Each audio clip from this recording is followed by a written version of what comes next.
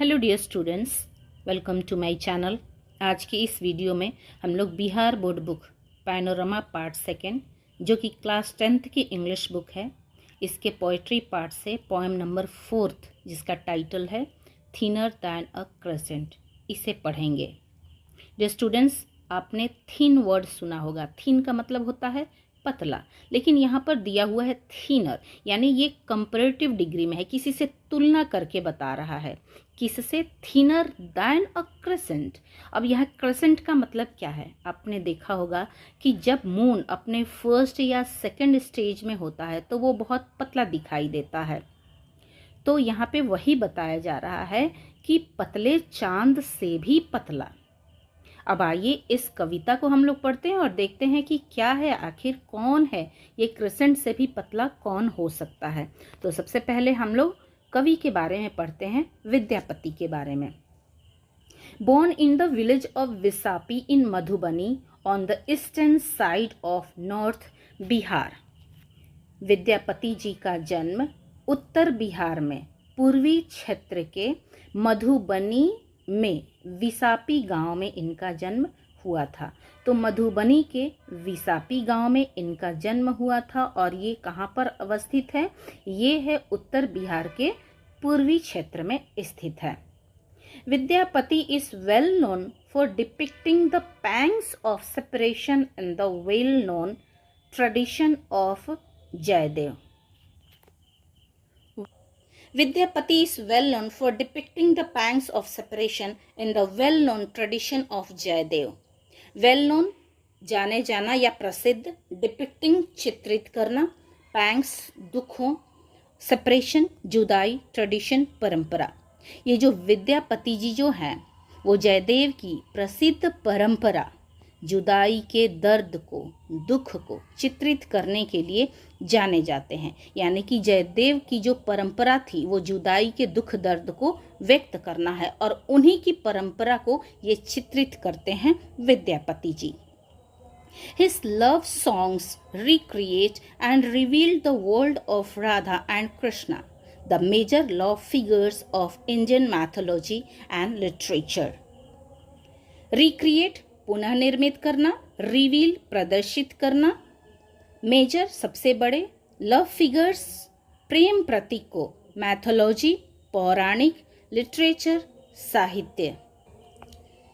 विद्यापति की जो प्रेम गाथा है ये राधा और कृष्ण की दुनिया को रिक्रिएट करते हैं या पुनः निर्मित करते हैं, पुनः दिखाते हैं, एंड रिवील और प्रदर्शित करते हैं, जो भारतीय पौराणिक कहानियों और साहित्य में सबसे बड़ा प्रेम प्रतीक माना जाता है। तो हमारे भारतीय संस्कृति में, साहित्य में या पौराणिक कहानियों में राधा और कृष्ण की प्रेम कहानी को सबसे बड़ा प्रेम प्रतीक माना जाता है।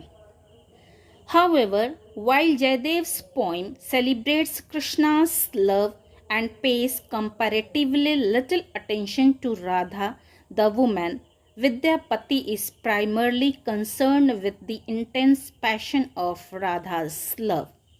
However, यद्यपि, while जबकि, celebrates बखान करना या मनाना, pays देना, comparatively यानी तुलनात्मक रूप से, अटेंशन ध्यान, प्राइमरली प्राथमिक रूप से, कंसर्न ध्यान देना, इंटेंस गहन, पैशन इच्छा या उत्तेजना।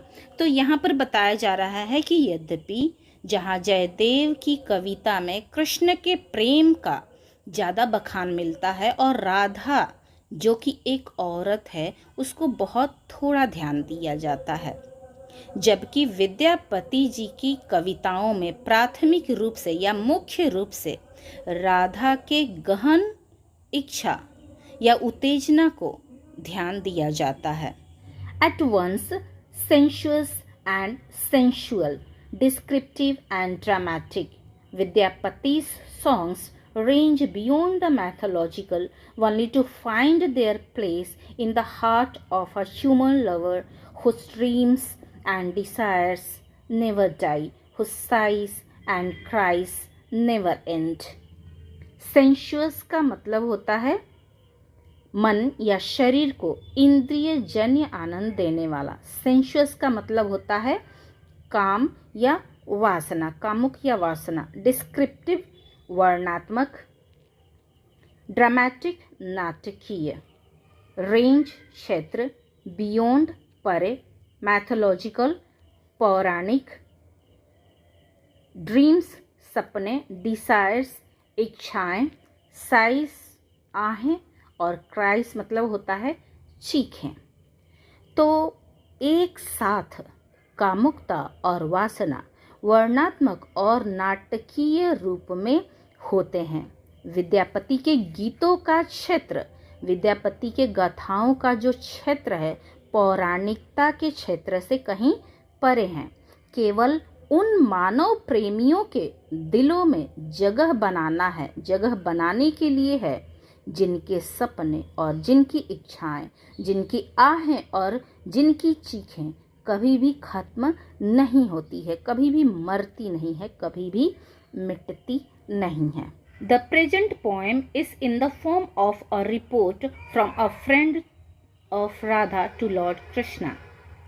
प्रस्तुत कविता जो है ये एक रिपोर्ट के फॉर्म में है, ये एक शिकायत के रूप में है जो कि राधा की एक सखी लॉर्ड कृष्णा से करती है।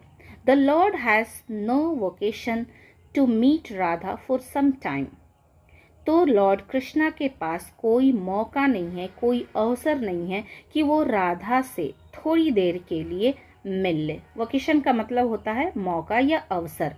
The young girl took this to heart. और ये जो नवयुवती है राधा है, इसे अपने दिल पे ले लेती है। वो सोचने लगती है कि आखिर लॉर्ड कृष्णा अभी तक उससे मिलने क्यों नहीं आए। Consequently her health began to fail. Consequently का मतलब होता है परिणाम स्वरूप, फल स्वरूप उसका हेल्थ जो है, स्वास्थ्य जो है वो गिरने लगता है। Greatly concerned over this condition of Radha, the anonymous friend runs to Lord Krishna to report this. Greatly यानी कि बहुत ही ज़्यादा, concerned चिंतित होकर, condition स्थिति पर या दशा पर। तो राधा की ऐसी स्थिति या दशा पर बहुत ज़्यादा चिंतित होकर उसकी एक गुमनाम सखी दौड़कर लॉर्ड कृष्णा को ये बताने के लिए जाती है। अनोनिमस का मतलब होता है गुमनाम, यानी कि यहाँ पे राधा की जो सखी है उसका कोई नाम नहीं दिया हुआ है, तो उसकी एक गुमनाम सखी जिसका यहाँ पे नाम मेंशन नहीं है वो दौड़ कर जाती है और राधा की इस स्थिति का, इस हालत का शिकायत वो लॉर्ड कृष्णा से करती है। आइए अब हम लोग पोएम को पढ़ते हैं। आइए देखते हैं कि राधा की सखी कृष्णा को क्या बता रही है, उनसे क्या शिकायत कर रही है। तो कह रही है, her tears carved a river and she broods on its bank, hurt and confused. Meaning समझिएगा। कार्व्ड का मतलब होता है किसी वस्तु को काटकर कोई चीज बना देना। ब्रूड्स गहराई से सोचना, बैंक किनारा, हर्ट आहत, पीड़ा दुख, कंफ्यूज्ड व्याकुल या भ्रमित। तो राधा की सखी कृष्णा से कह रही है कि हे कृष्णा, आपकी याद में, आपकी वियोग में, क्योंकि आप काफी दिनों से राधा से मिलने नहीं गए, तो आपके याद में, आपके वियोग में राधा बहुत ज्यादा रो रही है और बहुत ही गहराई से सोच रही है।